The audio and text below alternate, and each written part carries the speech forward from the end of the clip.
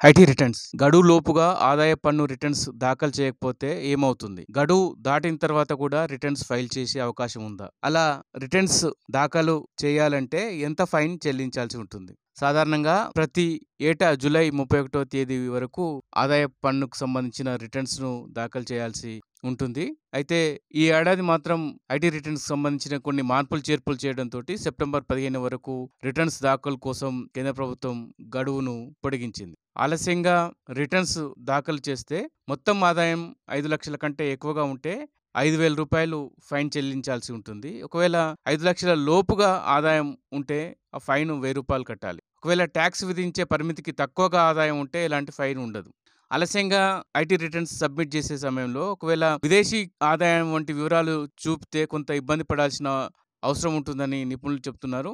ఆలస్యంగా రిటర్న్స్ దాఖలు చేసే సమయంలో ఈ ఆలస్యానికి సంబంధించి ఆదాయ పన్ను చట్టం 234 ఏ ప్రకారం పెండింగ్ లో ఉన్న ట్యాక్స్ కు నెలకు 1% వడ్డీని చెల్లించాల్సిన పరిస్థితి ఉంటుంది. అదేవిధంగా ఇంకో వెసులుబాటు కూడా ఉంది. అంటే ఆర్థిక సంవత్సరం ముగింపు మార్చి 31 ఆర్థిక సంవత్సరం ముగుస్తుంది. అయితే ఆదాయ పన్ను చట్టంలోని సెక్షన్ 139/4 ప్రకారం మార్చి 31 లోపు కూడా కొన్ని పరిమితులకు లోబడి ఇన్కమ్ ట్యాక్స్ రిటర్న్స్ సబ్మిట్ చేసే అవకాశం కూడా ఉంది. సకాలంలో ఇన్కమ్ ట్యాక్స్ రిటర్న్స్ సబ్మిట్ చేయకపోతే కొన్ని నష్టాలు కూడా ఉంటాయని నిపుణులు చెప్తున్నారు.